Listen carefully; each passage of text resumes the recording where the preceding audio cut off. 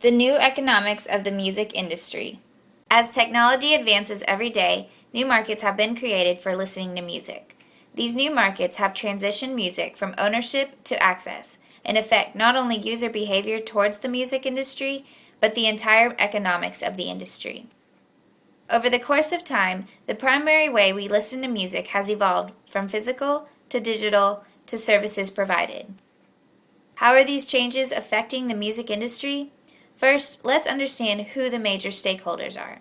The three main stakeholders are artists, labels, and retailers. Within artists, the main collaborators are featured artists, songwriters, and the non-featured artists.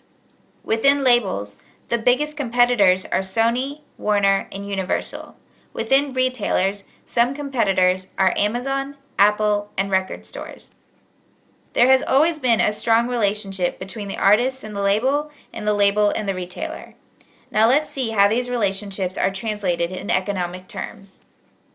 Under the ownership mode, including CDs and iTunes, we can see the distribution of revenue per song between the label, the retailer, the artist, and the songwriter. As we can see, the label makes the most revenue per song.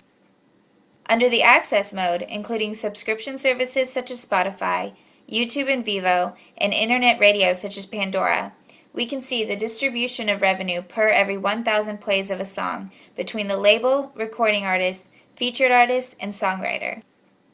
We can see here that the recording artist is now making almost as much, if not the same amount, as the label.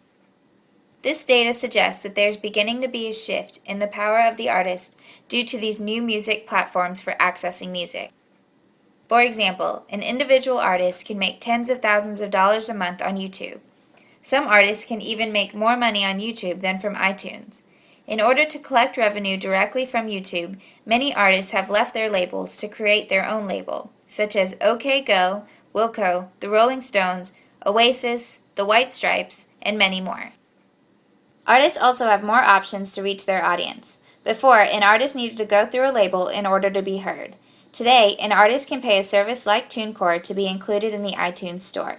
At that point, after Apple takes its cut, the entire 90 cents goes to the artist. These services, such as TuneCore, charge $50 a year and take no slice of the sale. So an artist needs about 5,000 plays for a song on Spotify or about 56 downloads of a song on iTunes to break even. This also creates a new relationship between the artist and the retailer. So as the music industry enters into a new era for listening to music, artists, labels, and retailers need to adapt their dynamic to continue making money. They must now account for the multitude of platforms that music can be heard from. Will these new modes for listening to music continue the rise of the artist? Or will a different stakeholder rise in power in the future?